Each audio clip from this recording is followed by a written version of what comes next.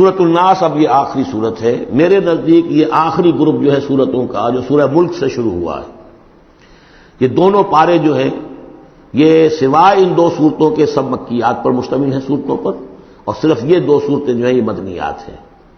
اور reciprocal note کر لیجئے, پہلا گروپ جو تھا اس میں مکی صورت صرف ایک تھی, سورہ فاتحہ, اور مدنی صورتیں 6.25 پارے پر پھیلی ہوئی, سورہ بقرہ, آل عمران, نساء اور مائدہ. اس کے بالکل برعکس ریسیپروکل نسبت یہاں ہے کہ یہاں پر یہ دو صورتیں ہیں چھوٹی چھوٹی, باقی دونوں پارے جو ہیں سب کی مکی صورتوں پر مشتمل ہیں. اور اس آخری صورت کا جوڑ مل جائے گا پہلی صورت کے ساتھ, یہ بھی میں آپ کو بتا دوں گا. بسم اللہ الرحمن الرحیم. قل اعوذ برب الناس, کہیے کہ میں پناہ میں آتا ہوں جو تمام انسانوں کا رب ہے اس کی پناہ میں. ملک الناس, صرف رب ہی نہیں ہے, بادشاہ ہے, تمام انسانوں کا بادشاہ ہے. الہ الناس, تمام انسانوں کا معبود ہے. من شر الوسواس الخناس, اس وسوسہ کرنے والے خناس کی جو پیچھے چھپ جاتا ہے. الذی یوسوس فی صدور الناس, جو لوگوں کے سینوں میں وسوسہ اندازی کرتا ہے, اس کے شر سے پناہ مانگتا ہوں. یہ جو شیطان لعین ہے جس کے بارے میں آتا ہے کہ ان الشیطان یجری من الانسان مجری الدم, حضور کی حدیث ہے یہ شیطان تو اس طریقے سے انسان کے وجود میں سرایت کر جاتا ہے جیسے کہ خون سرایت کر رہا ہے.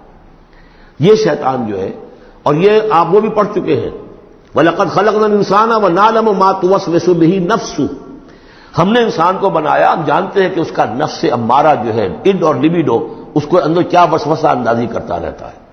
تو شیطان کو بھی کوئی اور اختیار حاصل نہیں ہے. ہمارے اپنے سفلی داعیات, ہمارے جو اینیمل انسٹنکٹس ہیں, ہماری جو خواہشات ہیں, شہوات ہیں, ان کو وہ بھڑکاتا ہے. جس کے لیے حدیث میں آتا ہے کہ اس کی تھوتنی جو ہے وہ زمین جو وہ دل کے اوپر ٹکا کر پھونکے مارنی شروع کرتا ہے تاکہ وہ شہوت میں اشتعال پیدا ہو جائے اور سفلی جذبات میں اشتعال پیدا ہو جائے. اس کی اس کو اللہ تعالیٰ نے طاقت دی ہے. یہ ہے وسوسہ, وسواس الخناس. اور خناس کیوں کہا؟ اگر آپ ذکر کریں گے لا حول ولا قوت الا باللہ, فوراً بھاگ جائے گا. تو ذکر سے جب دل خالی ہوتا ہے, دل میں اگر اللہ کی یاد نہیں ہے, تو شیطان آئے گا, تھوتنی ٹکائے گا اور پھونکے مارے گا. یہ چونکہ شیطان کی یہ ساری ترکیب انسان پر اثر انداز ہوتی ہے اس کے اپنے نفس کے وساطت سے, اندر سے, لہذا اس کے لیے یہ علیحدہ صورت جو ہے وہ قائم کر دی. قل اعوذ برب الناس ملک الناس الہ الناس من شر الوسواس الخناس الذی یوسوس فی صدور الناس من الجنۃ والناس. خواہ وہ جنوں میں سے ہوں یا انسانوں میں سے, ان میں وہ وسوسہ اندازی کرتا ہے. اب اس کو جوڑ لیجئے آپ پہلی صورت کے ساتھ. سورہ فاتحہ میں کیا ہے؟ الحمدللہ رب العالمین, قل اعوذ برب الناس, مالک یوم الدین, ملک الناس, ایاک نعبد و ایاک نستعین, الہ الناس. اس کے بعد کیا ہے؟ ہم آپ سے مدد چاہتے ہیں, اہدنا الصراط المستقیم.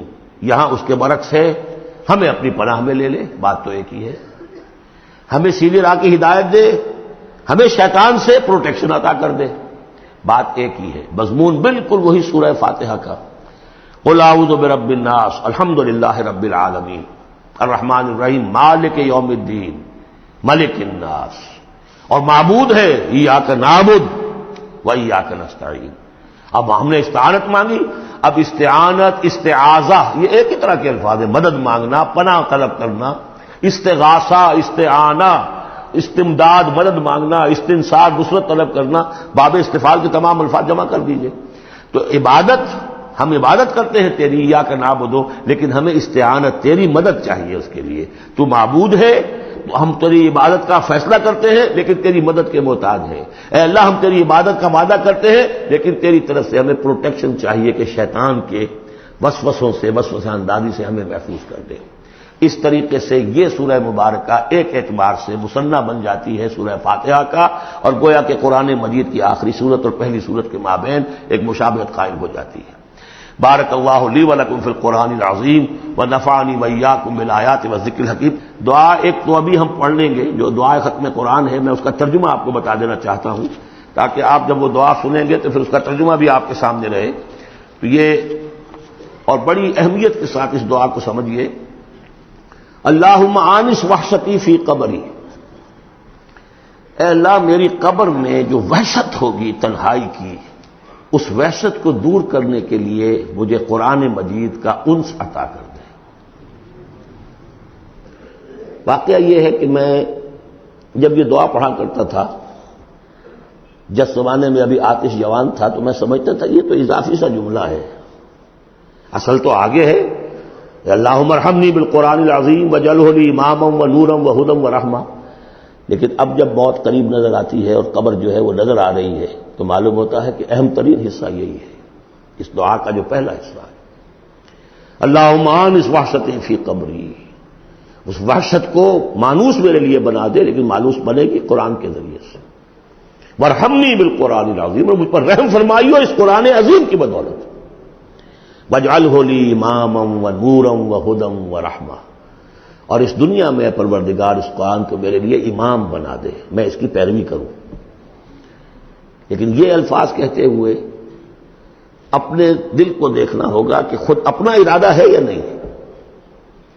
عزم ہو کہ ہاں اب قرآن کو اپنا امام بنانا ہے، اس کے پیچھے چلنا ہے، تب تو اللہ تعالیٰ سے دعا کرتے ہوئے بھی انسان جو ہے پھر اسے سجتی ہے یہ دعا، اور ایسا کوئی شعوری فیصلہ ہے ہی نہیں، تو پھر یہ ایک روٹین ہے، بس آپ نے ایک الفاظ ہے جو زبان سے کہہ دیے ہیں، ذالک قولہم بافواہہم، اپنے منہ سے نکلنے والی باتیں اور کچھ نہیں۔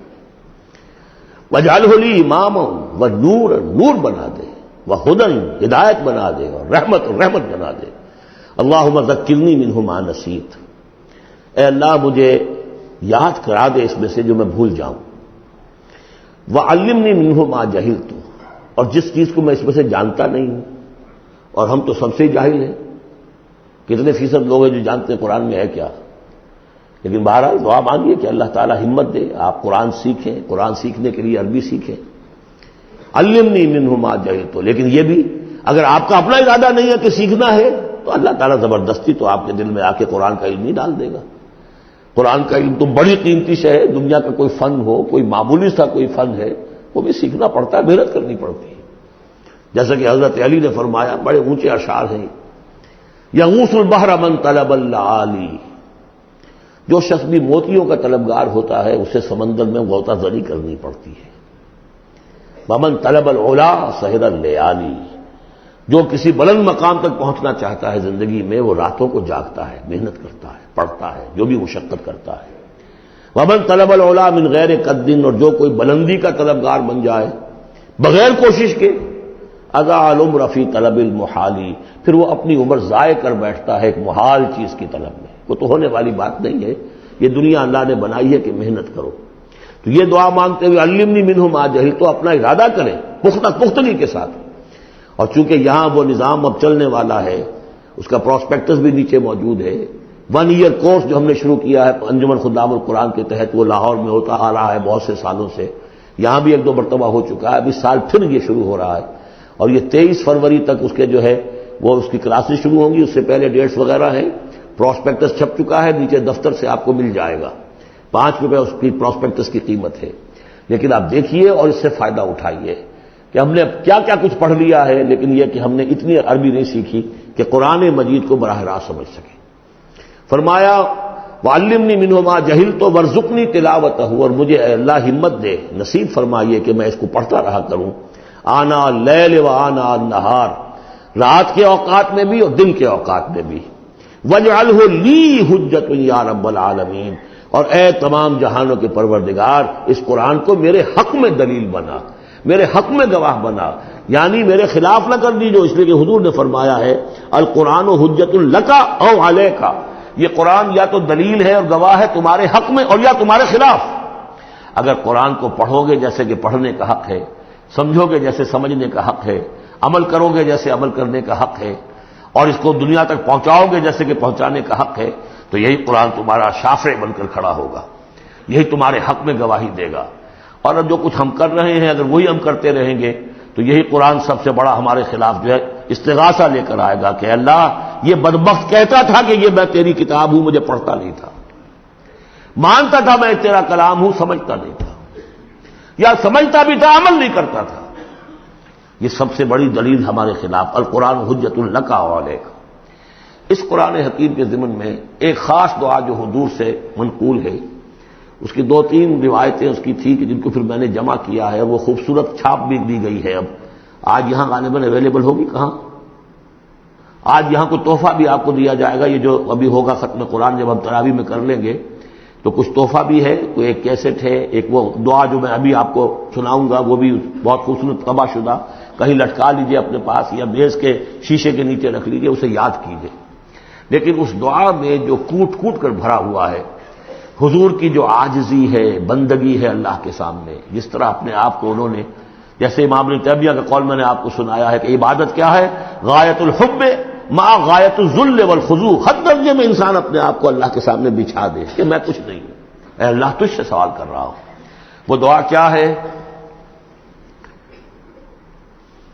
اللہم انی عبدک، پروردگار میں تیرا بندہ ہوں، ابن عبدک، میرا باپ بھی تیرا ادنا غلام تھا، وابن امتک، میری ماں بھی تیری ادنا کنیز تھی، فی قبضتک، میں تیرے قبضہ قدرت میں ہوں، ناصیتی بیدک، میری پیشانی تیرے ہاتھ میں ہے، ماضٍ فی حکمک، میرے پورے وجود میں تیرا ہی حکم جاری و ساری ہے، عدل فی قضاؤک، اور میرے بارے میں جو فیصلہ تو کرے وہ عدل ہی پر مبنی ہوگا۔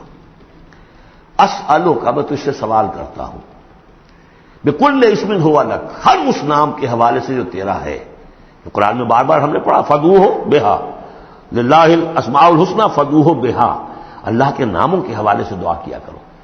اسألک بکل اسم ہوا لک، جو تیرے نام ہے، انزلتہ فی کتابک، جسے تو نے اپنی کسی کتاب میں نازل کیا، او علمتہ احدا من خلقک، یا تو نے اپنے مخلوق میں سے کسی کو سکھایا، اب استاثرت بہ فی مکنون الغیب عندک، یا اسے ابھی اپنے پاس اپنے غیب کے خزانے میں محفوظ رکھا ہوا ہے۔ سارے ناموں کا حوالہ دے کر اسألو کا کیا؟ ان تجعل القرآن ربیع قلبی، اس قرآن کو میرے دل کی بہار بنا دے، ونور صدری، میرے سینے کا نور بنا دے، وذہاب ہمی، اور میرے ہموم اور غموم کا، غموں کا اور جو بھی تفکرات ہیں ان کا دور کرنے والا، جلا حزنی، میرا کوئی غم ہو، افسوس ہو، اس کو بھی ختم کر دینے والی چیز، اس کا ذریعہ اس قرآن کو بنا دے۔ تو یہ بڑی عظیم دعا ہے جس میں ایک طرف عبدیت کی انتہا ہے، تواضع، اللہ کے سامنے تذلل، اور پھر یہ کہ مانگنے کی شے اصل میں قرآن سے کیا ہے، اللہ سے مانگنے کی شے کیا ہے؟ الرحمن علم القرآن، یہ ہے سب سے بڑی دولت۔ یا ایھا الناس قد جاءتکم موعظۃ من ربکم وشفاء لما فی الصدور وہدی ورحمۃ للمؤمنین قل بفضل اللہ وبرحمتہ فبذلک فلیفرحوا ھو خیر مما یجمعون۔ یہ دعا جو ہے آپ مانگیں گے، اور اسی پر اب میں اپنی یہ گفتگو ختم کر رہا ہوں۔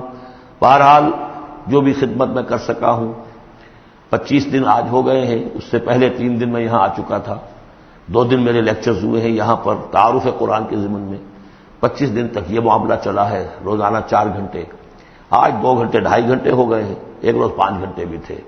اللہ تعالیٰ میری اس محنت کو قبول کرے۔ اس دفعہ میں نہیں سمجھتا تھا کہ میں یہ کر سکوں گا، بڑی ڈرتے ڈرتے میں نے اپنے اس خواہش کا اظہار کیا تھا، اللہ سے دعا کی تھی، اس لیے کہ صحت بہت خراب چل رہی تھی، لیکن بہرحال اللہ نے ہمت دی ہے۔ اب جس کو بھی اس سے کوئی خیر پہنچ جائے وہ میرے حق میں بھی دعا کرے۔ باقی اصل بات سمجھنے کی یہ ہے کہ 25 دن تک جو کچھ قرآن ہم نے سمجھا ہے، اب میں چاہوں گا کہ اس کے بعد یہ نماز ہم پڑھیں گے، اس کے بعد وہ دعا جو ہے ختم قرآن کی امام صاحب حافظ صاحب ان کے پیچھے ہم نے سنا ہے وہ مانگیں گے، اس کے بعد شیرینی اور تحفہ تقسیم ہو جائے گا، اور پھر یہ سمجھیے کہ آدھے گھنٹے کا وقفہ ہوگا تاکہ آپ وہ فریش اپ ہو جائیں۔ پھر 1 گھنٹے میں جتنے سوالات کے جوابات میں دے سکوں گا، جو سوالات آئے ہیں میں جواب دوں گا، باقی کو پھر قرض رکھ لیں گے، پھر کسی کبھی یار زندہ صحبت باقی، اور پھر جو ہے مجھے آپ سے آخری گفتگو کرنی ہے، اور مجھے بتانا ہے کہ دین کا کوئی کام جو میں کر رہا ہوں کس نہج سے کر رہا ہوں، اس کے کون کون سے شعبے ہیں، کس کس سے آپ کس طور سے متعلق ہو سکتے ہیں، اس میں میری دعوت کیا ہے، میرے دست و بازو بنے تو، اور اپنے طور پر کریں تو، اللہ تعالیٰ کے دین کے لیے۔ اب یہ سارا کچھ قرآن سننے کے بعد بھی ایسا نہیں ہونا چاہیے کہ ہماری زندگی وہی رہ جائے، اسی رخ پر رہ جائے کہ جو اس رمضان کی آمد سے قبل تھی۔ بارک اللہ لی ولکم فی القرآن العظیم ونفعنی وإیاکم بالآیات والذکر الحکیم۔